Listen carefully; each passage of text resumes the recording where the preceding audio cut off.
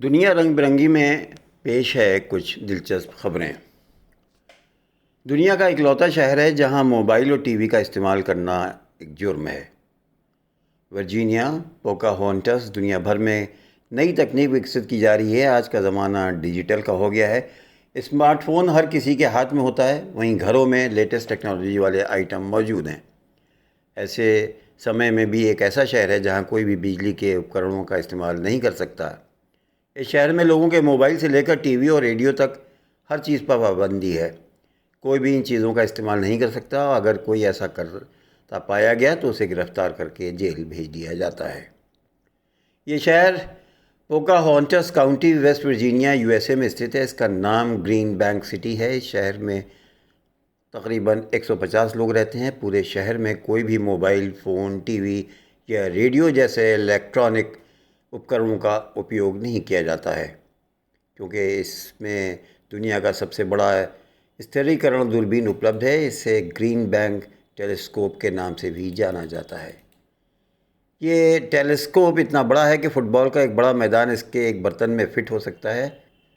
ये 485 फीट लंबा है और इसका वज़न 7,600 मीट्रिक टन है।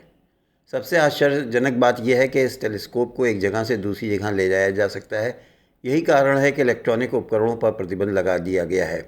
यह स्थिर radio telescope US national observatory of radio astronomy के स्वामित्व में है और इसकी स्थापना 1958 में हुई थी। यहीं से वैज्ञानिक अंतरिक्ष से पृथ्वी पर आने वाली तरंगों का अध्ययन करते हैं। टेलीस्कोप का इतना बड़ा साइज़ है कि ये 13 अरब प्रकाश वर्ष दूर अंतरिक्ष से संकेतों को ग्रहण कर सकता है। इसलिए इस क्षेत्र में टीवी, रेडियो, मोबाइल के जैसे सभी इलेक्ट्रॉनिक उपकरणों पर प्रतिबंध लगा दिया गया है। जहरीली गैसों के उत्सर्जन में अमेरिका की लागत 191.9 बिलियन है। वाशिंगटन। अमेरिका द्वारा उत्सर्जित जहरीली गैसों के कारण जलवायु परिवर्तन में दुनिया भर के देशों की लागत 191.9 ट्रिलियन है।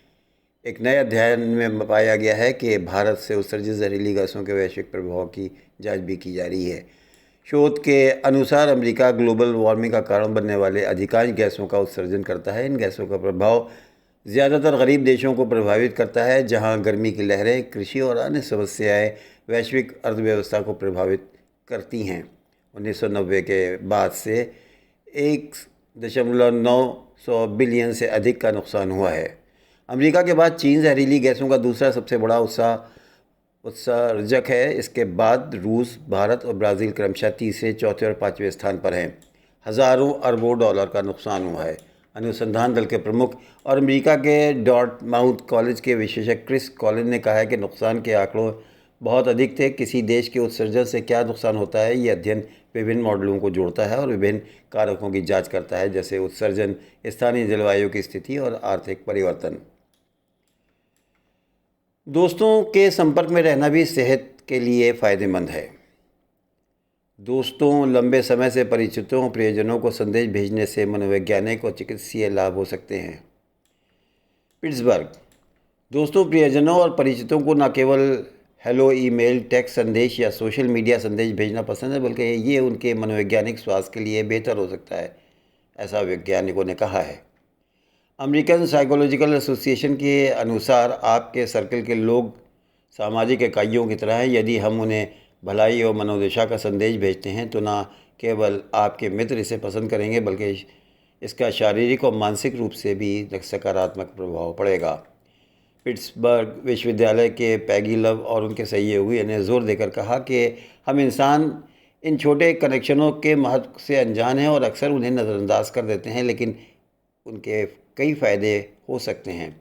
इस संदर्भ में पैगी लिव ने 5,900 लोगों की जांच करके ये पता लगाने की कोशिश की है कि लोग दूसरों के साथ संचार के महत्व को कितना समझते हैं और इस पूरी प्रक्रिया के लिए कौन से कारक जिम्मेदार हो सकते हैं। एक प्रयोग में प्रतिभागियों को ये याद करने के लिए कहा गया था कि वो आखिरी बार किसी परिचित या मित्र के पास फ़ोन, टेक्स्ट, सोशल मीडिया या ईमेल पर लंबे समय के बाद हेलो कहने के लिए पहुँचे थे।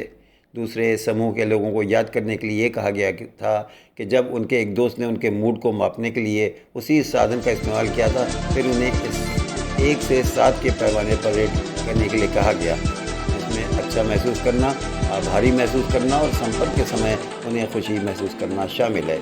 तीसरे प्रयोग में लोगों को एक दोस्त या परिचित चुनने के लिए कहा गया जिसके साथ वे लंबे समय से संपर्क में नहीं थे। अब उसे एक छोटा संदेश भेजें या संदेश के साथ एक छोटा सा उपहार भेजें। इस प्रयोग को 7 स्तरों में से एक को चुनने के लिए भी कहा गया था। हैरानी की बात है कि संदेश प्राप्त करने वाले बहुत खुश थे, लेकिन जिन्होंने संदेश भेजा था या किसी मित्र से समाचार प्राप्त किया, उन्होंने हमेशा इसे वो महत्व नहीं दिया जो संदेश प्राप्त करने के लिए दिया जाता है। यही कारण है कि विशेषज्ञ अपने पुराने दोस्तों, कॉलेज के दोस्तों और करीबी प्रियजनों के संपर्क में रहने के लिए कहते हैं, क्योंकि उन्हें ये अमूल्य लगता है। वहीं स्वास्थ्य पर इसका सकारात्मक और उत्कृष्ट प्रभाव पड़ता है। धन्यवाद।